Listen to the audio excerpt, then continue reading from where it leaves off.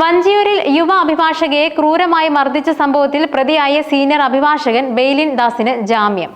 Thiruvananthapuram judicial first class magistrate കോടതിയാണ് Beilin ദാസിന് ഉപാധികളോടെ ജാമ്യം അനുവദിച്ചത്. പോലീസ് ഹാജരാക്കിയ അന്വേഷണ പുരോഗതി റിപ്പോർട്ട് പരിഗണിച്ച ശേഷമാണ് റിമാൻഡിലായി 4-ാം ദിവസം കോടതി ബെയ്ലിന് ജാമ്യം നൽകിയിരിക്കുന്നത്. ഒരു തരത്തിലും സാക്ഷികളെ സ്വാധീനിക്കാൻ ശ്രമിക്കരുതെന്നും ഉൾപ്പെടെ കർശന ഉപാധികളോടെയാണ് ജാമ്യം അനുവദിച്ചത്. ഗൗരവമുള്ള കുറ്റം ചെയ്ത് പ്രതിക്ക് ജാമ്യം നൽകരുതെന്നായിരുന്നു പ്രോസിക്യൂഷന്റെ വാദം. കേസിലെ സാക്ഷികൾ പ്രതിയുടെ ഓഫീസിലെ അഭിഭാഷകരും ജീവനക്കാരുമാണ്.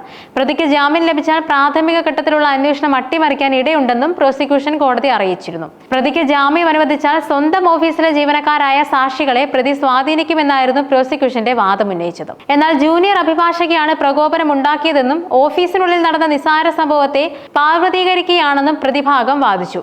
കോടതി നൽകുന്ന ഏതുപാധിയും അംഗീകരിക്കാമെന്ന ബെയ്ലിൻ ദാസിന്റെ വാദം അറിയിച്ചാണ് കോടതി ജാമ്യം അനുവദിച്ചത്. സ്ത്രീത്വത്തെ അപമാനിച്ച സംഭവം ഗൗരവമുള്ളതാണെന്ന് പ്രോസിക്യൂഷൻ വാദിച്ചു. പരാതിക്കാരിക്ക് തൊഴിലിടത്ത് സംഭവിച്ച ആക്രമണം അവരുടെ അന്തസ്സിനേറ്റ കളങ്കമായതിനാൽ ജാമ്യം നൽകുന്നത് നീതി നിഷേധത്തിലാകുമെന്നും പ്രോസിക്യൂഷൻ വ്യക്തമാക്കി. ബെയ്ലിനും മർദ്ദനമേറ്റെന്നായിരുന്നുവെന്നാണ് പ്രതിഭാഗം ഉന്നയിച്ചത്. അഭിഭാഷക ഓഫീസിനുള്ളിൽ 2 ജൂനിയർമാർ തമ്മിൽ നടന്ന തർക്കമാണ് പ്രശ്നത്തിൽ കലാശിച്ചതെന്നും സ്ത്രീത്വത്തെ അപമാനിച്ച വകുപ്പ് നിലനിൽക്കുന്നില്ലെന്നും പ്രതിഭാഗം വാദിച്ചിരുന്നു. ബാർ അസോസിയേറ്റിനെ തള്ളി മർദ്ദനമേറ്റ വി ശ്യാമിലി